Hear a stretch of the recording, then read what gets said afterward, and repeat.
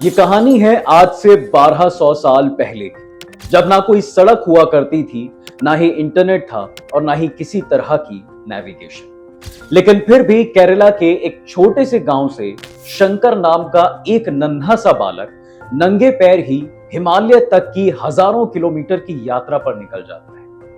ना तो ये यात्रा आम थी और ना ही वो बालक। आपको जानकर हैरानी होगी कि शंकर ने 8 साल की उम्र में ही संन्यास ले लिया था।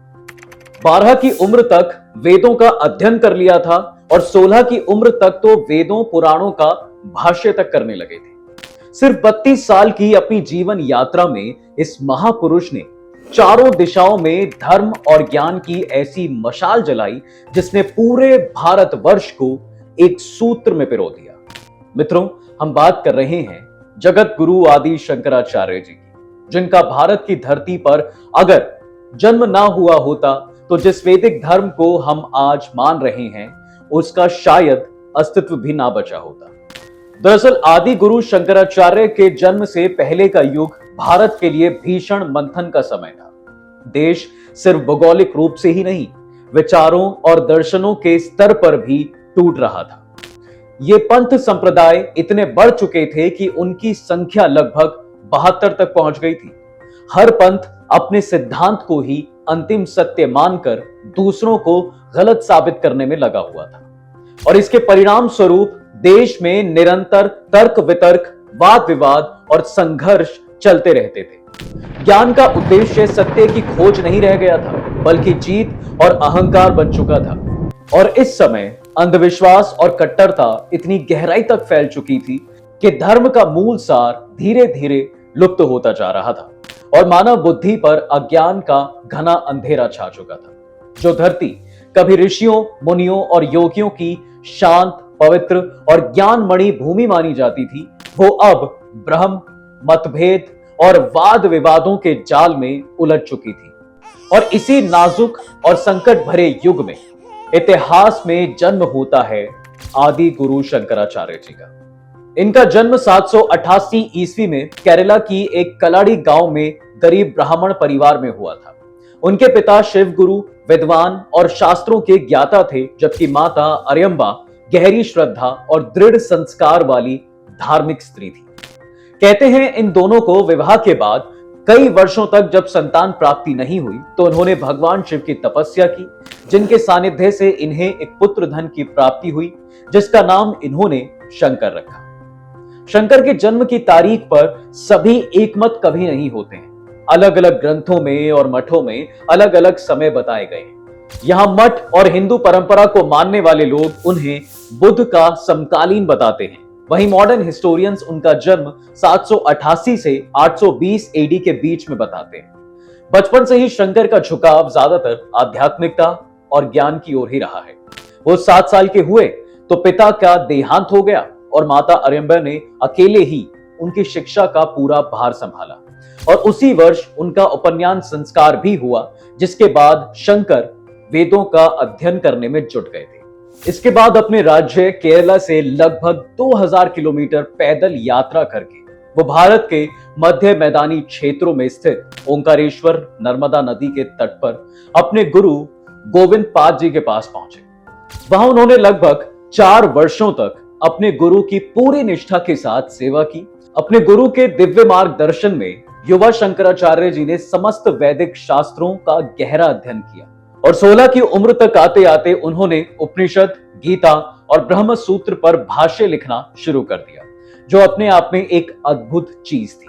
अब एक तरफ शंकर की माता जी थी जो उनके विवाह की चिंता कर रही थी, पर वहीं शंकर जी का मन संन्यास के लिए दृढ़ हो चुका था। इसलिए सभी ग्रंथों के भाष्य करने के बाद वो त्याग और संन्यास के मार्ग पर अग्रसर हो गए। सबसे पहले वो धर्म की नगरी काशी पहुंचे। वहां शंकर जी ने कई प्रख्यात विद्वानों और धर्म आचार्यों से तर्कपूर्ण वाद विवाद किया। तब हर कोई अपनी शास्त्रीय व्याख्या को सबसे श्रेष्ठ मानता था, लेकिन उस बालक संत ने सभी को बहुत ही सरल तरीके से उन्हें पराजित कर दिया और अपने उपदेशों का गहरा अर्थ भी समझाया। अंत में उन सभी प्रतिष्ठित विद्वानों ने शंकराचार्य जी को अपना गुरु मान लिया था। उस युग में वैष्णव, शक्त, शैव जैसे सभी संप्रदाय अपनी अपनी विचारधाराओं और विशेष पूजा पद्धतियों तक सीमित ही थे। धर्म ढोंग, आडंबर और अंधविश्वास की जकड़ में था और ईश्वर का मूल तत्व लोगों के लिए समझना बेहद मुश्किल। इस स्थिति को सुधारने के लिए ही शंकराचार्य ने षण्माता पद्धति का प्रतिपादन किया, जिससे विष्णु, शिव, शक्ति, गणेश और सूर्य जैसे प्रमुख देवताओं की उपासना को सम्मान महत्व दिया गया। इसके अलावा उन्हीं के मार्गदर्शन और प्रयासों के चलते भारत के प्रमुख मंदिरों में अपनाए जाने वाले अनुष्ठानों और रीति रिवाजों को व्यवस्थित रूप प्रदान किया गया। अपनी अपार बौद्धिक, तार्किक और संगठनात्मक क्षमताओं के साथ साथ शंकराचार्य जी ने एक उत्तम कवि का रोल भी निभाया, जिनका हृदय ईश्वर के प्रति गहरे प्रेम और भक्ति से परिपूर्ण था।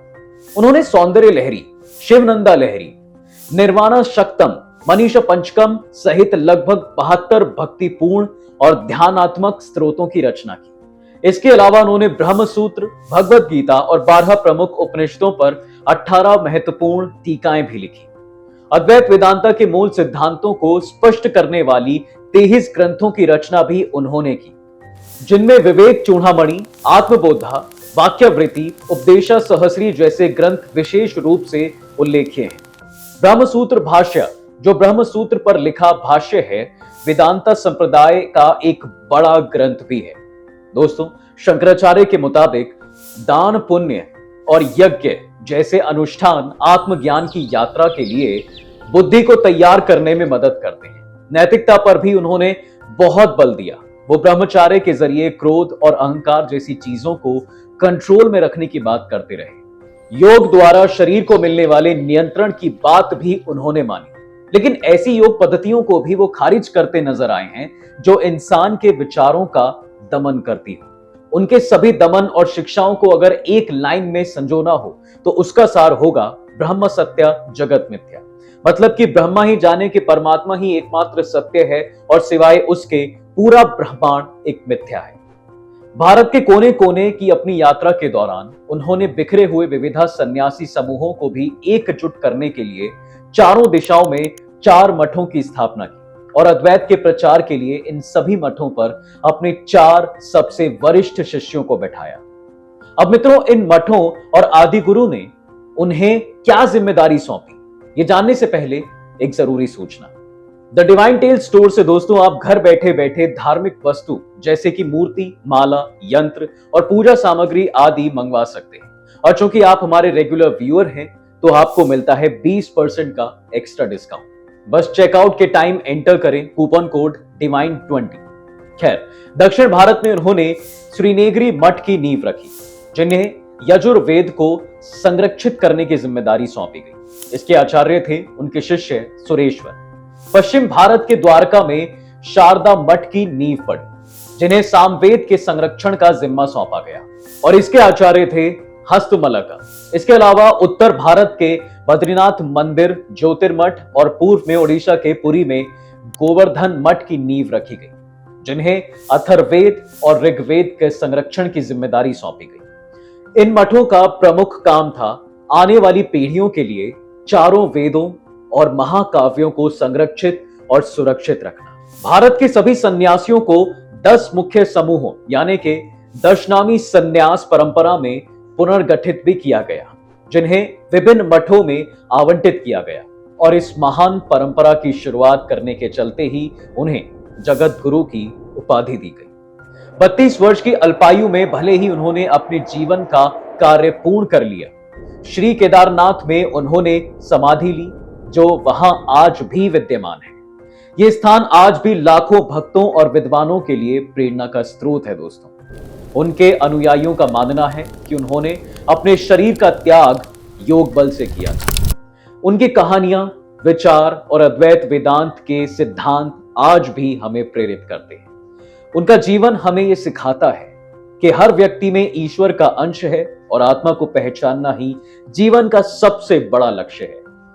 भले ही वो मात्र 32 वर्ष जीवित रहे, लेकिन भारत और हिंदू धर्म पर उनके कार्यों का प्रभाव अद्भुत था और शायद इसीलिए समय बीत जाने के बाद भी उनका नाम सिर्फ इतिहास के पन्नों तक सीमित नहीं रहा, बल्कि सोच, दर्शन और आध्यात्मिकता की धड़कन बनकर आज भी जिंदा है। जगत गुरु शंकराचार्य जी ने सिर्फ ग्रंथ नहीं लिखे, सिर्फ मठ नहीं बनाए, उन्होंने एक दृष्टिकोण दिया, खुद को पहचानने का और सब में एक ही तत्व को देखने का, जो मूल है भारत की आध्यात्मिक परंपरा का। तो मित्रों, आदि गुरु शंकराचार्य की जीवनी के किस हिस्से ने आपको सबसे ज्यादा प्रभावित किया? नीचे कमेंट्स में जरूर लिखें और ऐसी ही और भी वीडियोस के लिए देखते रहें द डिवाइन टेल्स। जल्द ही फिर मिलेंगे, तब तक के लिए आपका बहुत बहुत शुक्रिया।